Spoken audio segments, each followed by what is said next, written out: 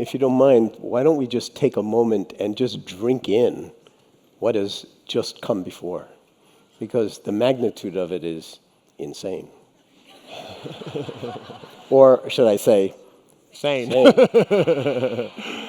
but you know what I mean, because it's asking a lot of us.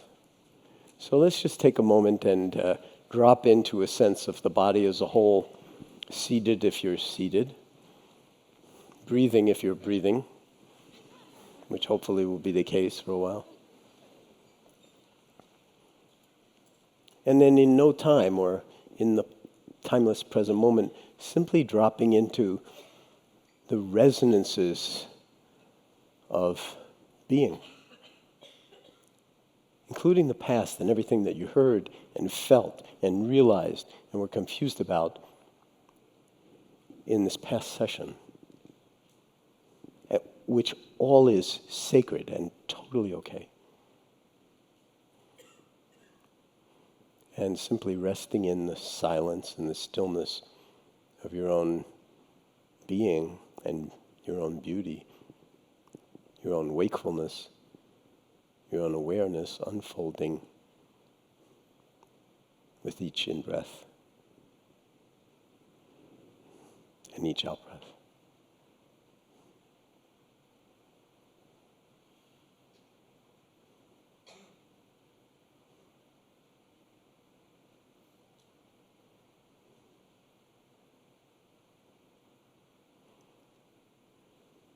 And seeing if you can actually invite yourself, without striving or constraint, to be as comfortable in your skin right in this moment as is humanly possible for you. To bring some of that non-dual rigor that Katie was, embodying. No separation. So underneath all your thoughts, your ideas, your judgments about yourself, into the sort of vast spaciousness of your own awareness, your own domain of the heart, domain of the body, domain of mind, with no separation.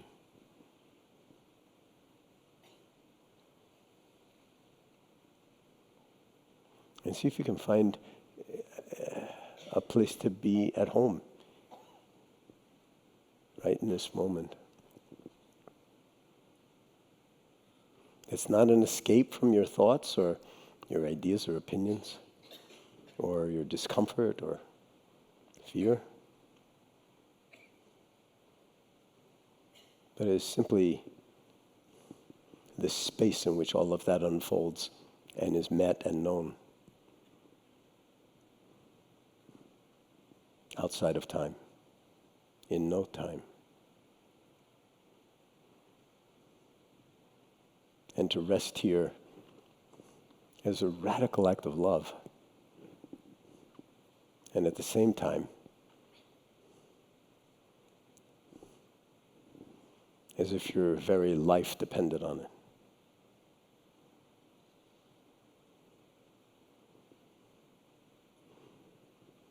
Not just on your breathing, which of course we know is literally true, but on that radical slicing through the ignorance and delusion and narratives that imprison us and then we project out onto others and make for that kind of separation that Katie very rightfully, in my view, named as warfare.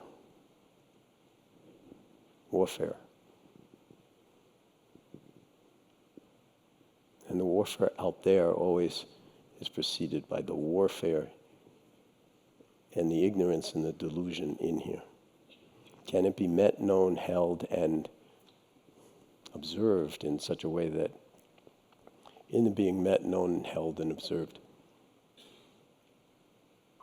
we see its insubstantiality, its impersonalness,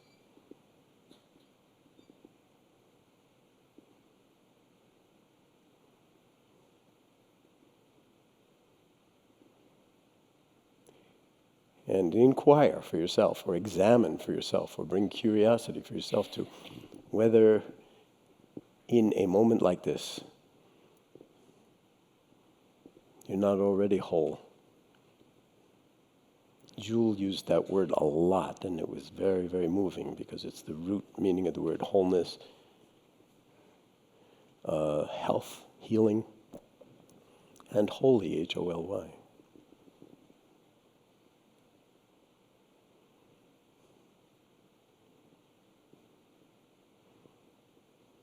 And that, as Katie was saying, you're not already full, complete, already who you are in a far deeper knowing than mere thinking. You're conceptualizing the stories we tell ourselves about how someone else is the problem.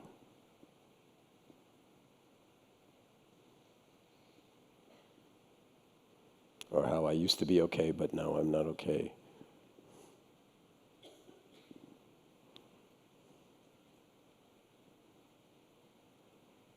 Or how I would be happy to be okay if only all these impediments to my happiness out there in the world would go away.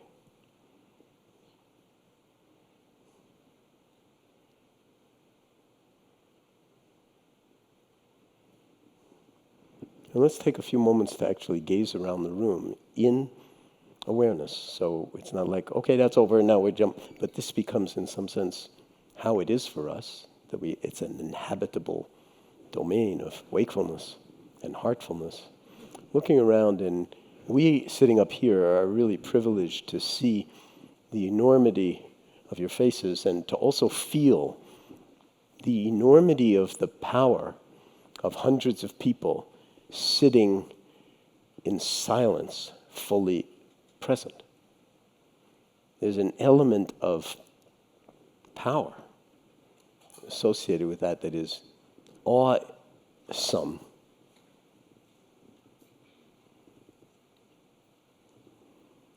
And that makes far more powerful statements at certain points in time and at certain junctures than any amount of yakking, any amount of talk. Silence in alignment with wakefulness. Wakefulness that is knowing itself.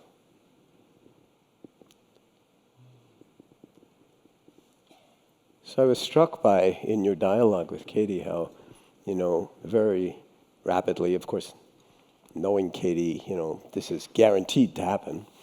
But you drill down immediately to the root cause. If you're going to diagnose an illness, if you drill down to the wrong cause, you're going to misdiagnose it, you mistreat it.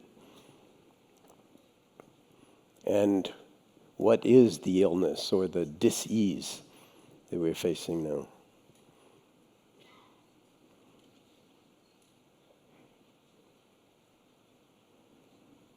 And to what degree could we liberate ourselves and transform the world, just as she said, virtually instantaneously, via liberating ourselves? It's like a crystal lattice structure. As soon as one atom in the crystal lattice changes, the entire lattice structure is in some subtle but not insignificant or trivial way completely changed. And this has profound social and political and economic ramifications. And we're, in some sense, as you heard, in terms of humanity, it's only been 400, 500, 600 generations of human beings since the last ice age and the beginning of history and the beginning of kind of ongoing, accelerating warfare among tribes that are 99.99% genetically identical. No matter how tall or short or how we look. And so,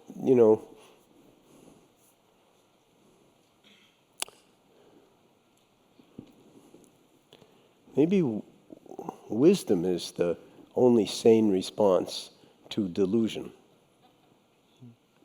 Whether it's institutionalized delusion or harm or greed or othering, separation, and then of course manifesting in all the ways that, just read the newspaper for 5 seconds and you'll just get enraged or a headache because of falling into the us and them dualism. Maybe after 6, 7, 8,000 years, 10,000 years of warfare, maybe we're ready for something else. Embodied wisdom. And no one knows how to do it. I mean, it's not like Katie's telling you what the outcome can be. What she's pointing at is what the possibilities are when we learn to get out of our own way. And that's what all these meditative practices are. In some sense, different doors into the same room. And the room is here. And that doesn't mean, meditation is some big passive thing where we'll just kumbaya and reduce our stress and everything else. Which is all wonderful. But the real meditation is living with integrity, living an ethical life, living life as if it really mattered, really, really mattered. And that we have no time. Time is running out. We can see a clock where, we literally think time is running out. But time is not running out. We got infinite opportunities if we can find a way to be in alignment with our deep humanity, the full genetic component of who we are, as opposed to being lost in and attached to the us and them modalities or the I'm not good enough modality or whatever, and all the stories that we generate around why it's so because of our past history and so forth. And then never mind Trump, I thought it was a beautiful example that, you have trouble with a family member. And carry a whole genetic component of that for 50 or 60 years.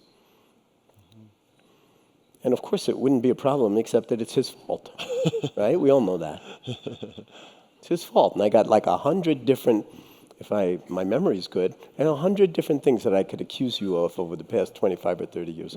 That happens in families. So what better place to actually begin the process of exercising the muscle, if you will, of wisdom or mindfulness or compassion by utilizing the opportunities close at hand to not change or improve on ourselves, but be who we actually already are, but get lost when we get lost in thought and then captured by the us and them mentality or the I'm not good enough mentality. And the awareness is good enough. It's always good enough. And then what you do next, that's the future. When you know, you'll know. So if a lot of you feeling, well, I really want to act, but I don't know what to do. I certainly feel that a lot of the time. I do not know what to do. That's a blessed state, not knowing. That's what we practice. When we practice sitting in stillness, we're practicing not knowing, practicing being rather than doing. Then the doing can flow out of the being. It's entirely different doing because you've tuned the instrument. You've remembered what has touched us. And there's so many people here who have touched, I'll just speak for myself, personally, so many different ways, doors into this room. This room. And you can feel it. It's not just in the words or in the videos or it's in the carriage of the body. It's in the physiognomy, the face, the willingness to be present and not know and be open and spacious and present.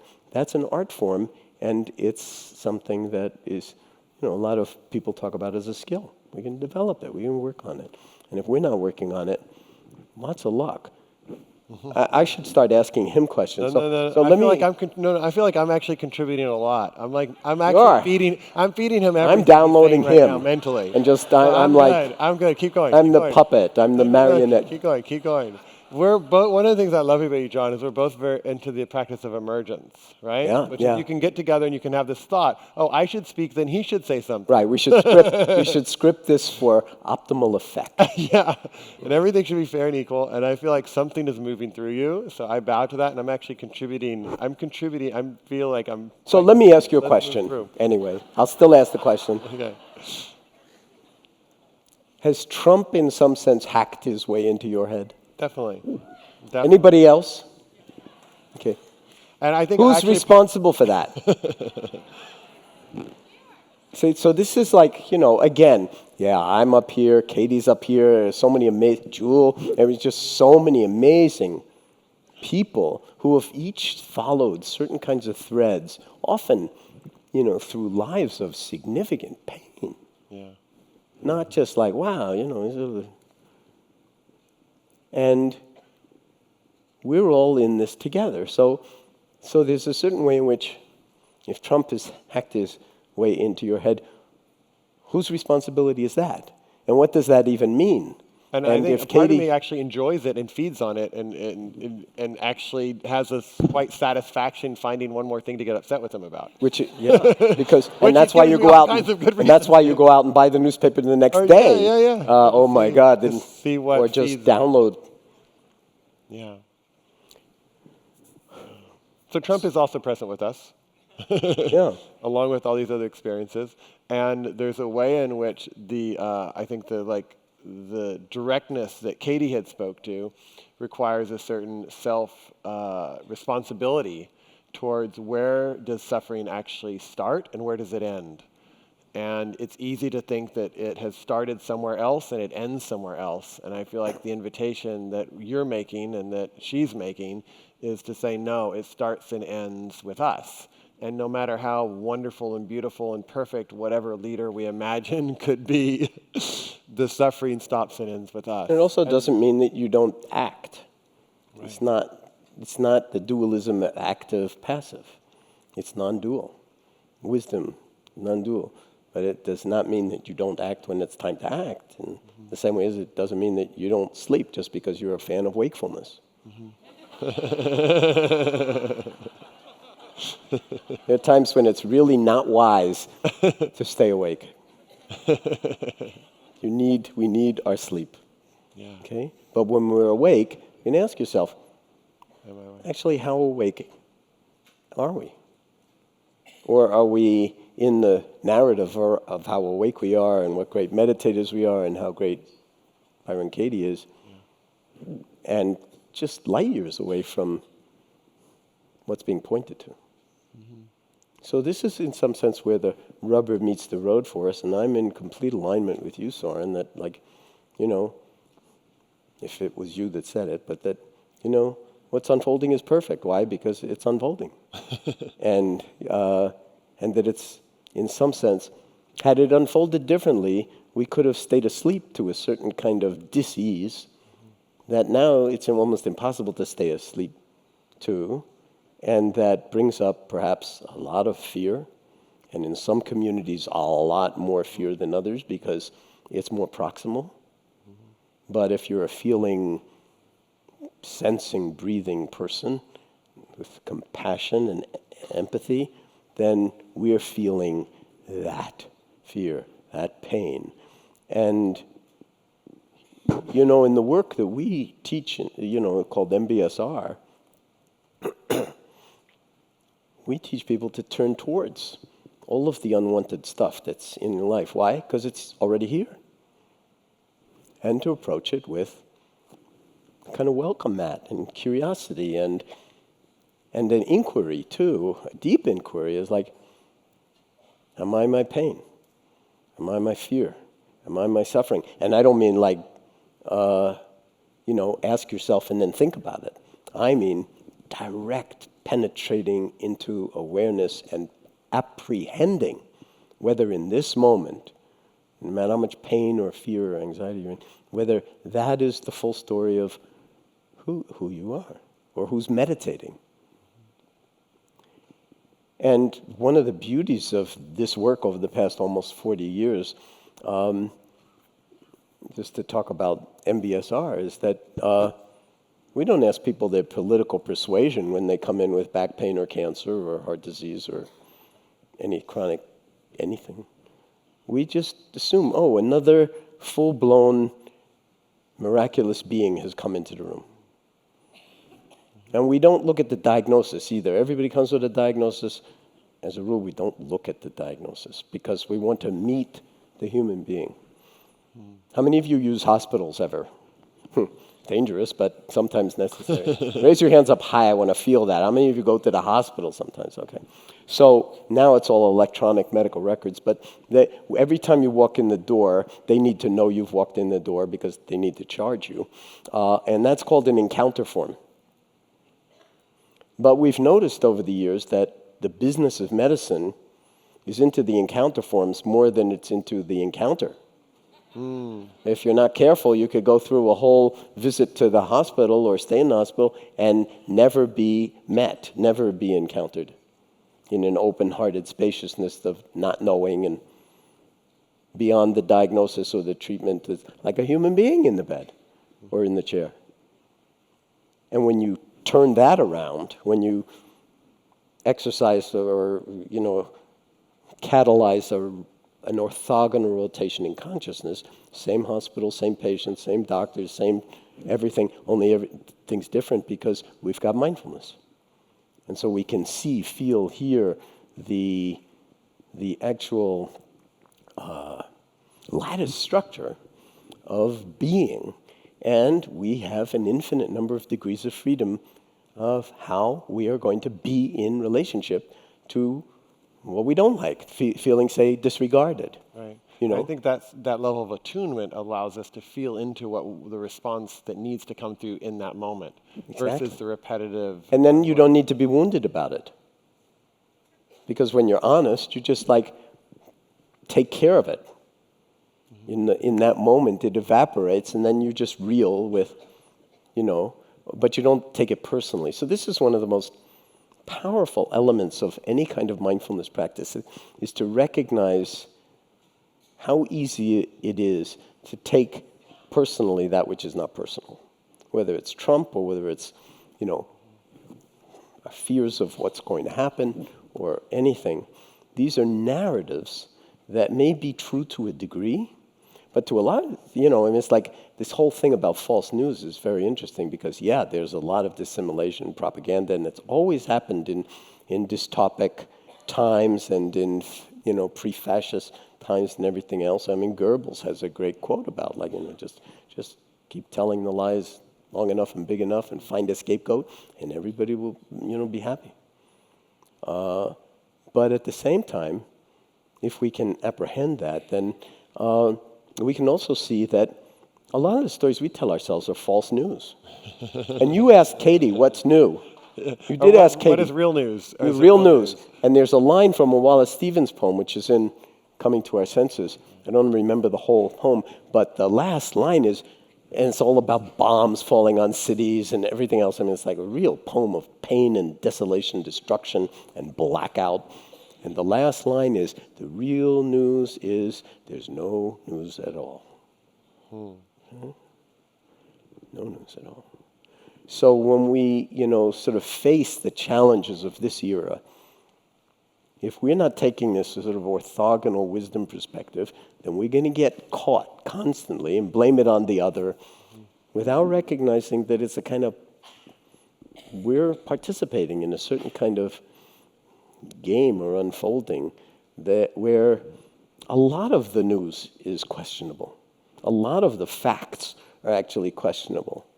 I mean, if you ask me a lot of facts about American history, I have my own view of American history, but I don't know that much about it, I'm sorry to say.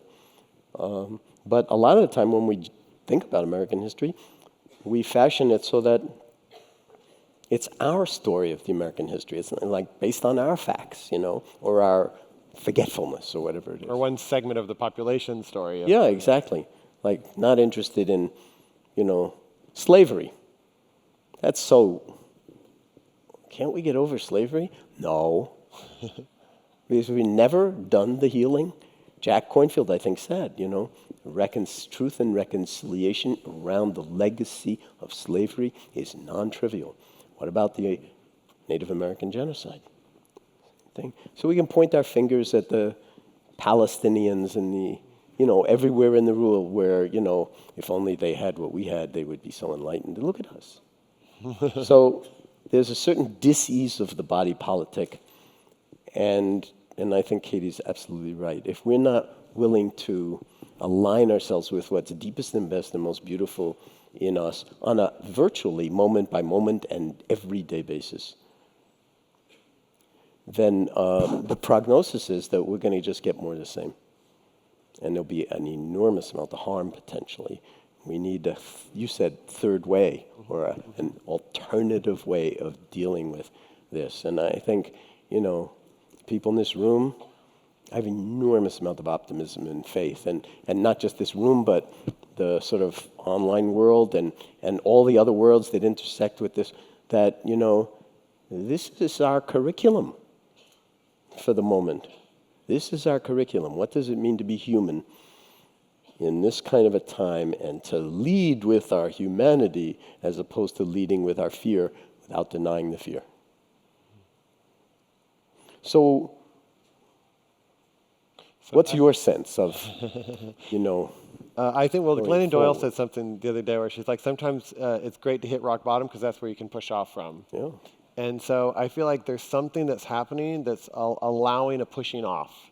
And I feel like there is an emergence of two forces that are happening in the world. You said, are we going to respond with fear, or are we going to respond with presence? I can't remember exactly the words. And I feel like wakefulness. Potentially there can actually be a movement that arises that's based on inner transformation and that is non-oppositional. And I don't think we can look to our parties, to our political And it strikes me, to show us this third way. you notice there have been a lot of aerial photographs of the mall in front of the Capitol, which people are taking personally around how many people are in this photograph versus that photograph and so forth. Do you know that? Imagine 2 or 3 million people on the mall sitting in silence. Just imagine it. Yeah. Or in 500 cities in the United States and around the world. Yeah. Aligned with and affirming our humanity, our wakefulness, our open-heartedness, and our, as Thich Nhat Hanh likes to say, being peace. Yeah. Being peace.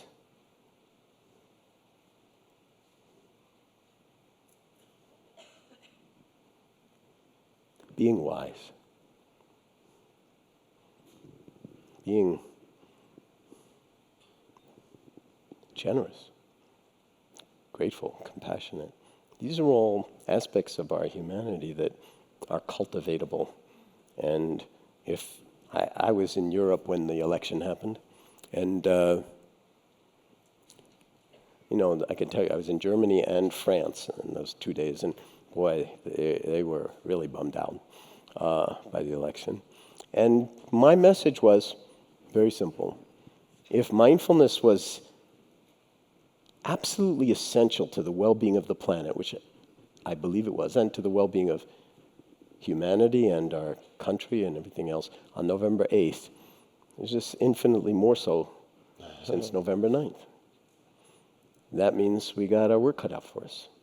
But it's this, without the interior work, without the orthogonal transformation, without the wisdom taking the lead, then we're probably not living up to the original impulse that invited us, that got our bodies into this room, got our bodies to Wisdom 2.0. So we've run over time. I don't want to, we got Dan Harris coming up next, so how cool is that? Yeah. So I just want to express my gratitude, first of all, to you, just boundless, because you always manage to do it and always manage to seem fresh and not like rebaked or sort of repackaged. Just infinite gratitude for your holding this work like this.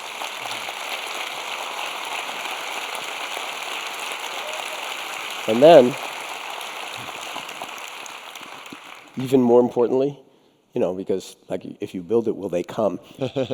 Your infinite gratitude to you and that original impulse. And I would ask you to actually meditate on it, reflect on it, do inquiry on it. What is it that really, really, really, really, really brought you here to this conference? Whether you're sitting at home in, Kuala Lumpur or Moscow or wherever it is, or your body is here, what is it? Why are you tuning in? What is that? And I would just venture to say that that is wisdom and that is trustworthy. And so you can, in some sense, we can put our trust in that and then put our bodies where they need to be with full embodiedness, full presence. So thank you, folks. Beautiful. Thank you. Thank you. And I just thank want to you. say,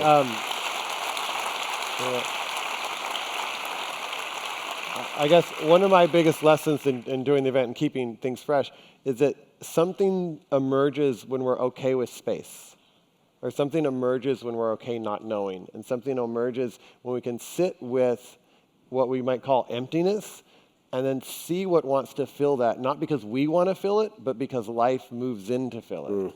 And I feel like my work with you is always a continual dance in feeling into a space that allows what wants to be said to be said. And I just so appreciate, John, your willingness to kind of go into places, into that unknown, and feel into the words that want to come Soren. forth. I just got to say that just so it's understood, because I said that thing about millions of people sitting on the, the mall, that what you're talking about, that's the real meditation. It's like life is the real meditation practice, not sitting. Sitting, really important, but there are an infinite number of doors into the wakefulness. But if you just sit and you're like, this is my practice, it's great, but it's not mindfulness. It's got to translate into everyday life, the good, the bad, and the ugly. Dare I say, the full catastrophe of the human condition. Because that's the magnitude of the challenge. That has to be the magnitude of the love. Beautiful. Thank you. Thank you.